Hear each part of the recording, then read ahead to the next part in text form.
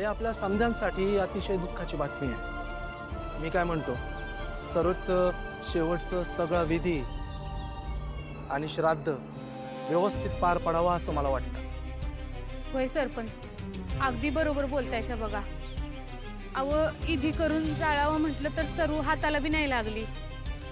कमीत कमी तिचा दिवस तरी घालूया, त्याशिवाय तिच्या आत्म्याला शांती नाही लागायची।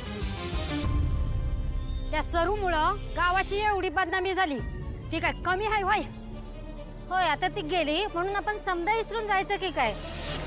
अहो, ती सरू जाताना बी गावाला एवढा त्रास देऊन गेली, कशाला करायचं तिचं श्राद्ध आणि बेद्द? अगं काय डोसकं बिस्कं फिरलंय काय तुमचं? ओ डोस की तर तुमची फिरायली। हो, पास करा। अहो काय चाललंय हे? काय माणसं आईचा का जनावर? सरू का की जिवंत असताना बी तिला सुखानं जगू दिलं नाही, आणि आता ती मेल्यावर बी तुम्ही तिला सोडणं झालंय वय?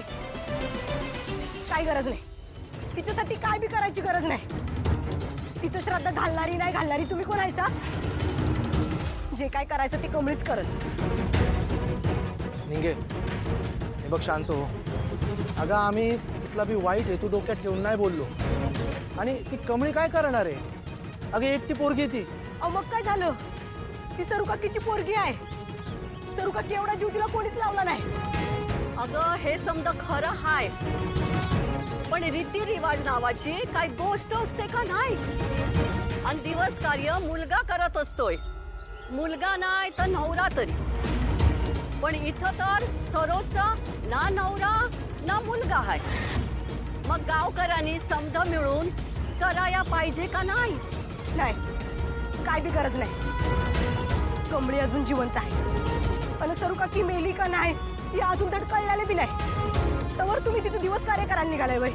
अहो जरा तरी लाज आहे का? आठवडी बाजार टिकून आलायसा? निंगे, आमचं ठरलंय। हे बघा गावकऱ्यांनो, आता दिवस घालवायचा म्हणजे खर्च तर येणारच।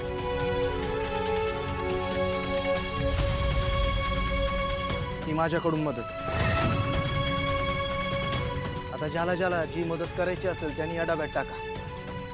हो, अहो थांबा की सरपंच, अहो तुम्ही कमळीला तरी विचारलास काय? अगं आता तिला आणि काय विचारायचंय?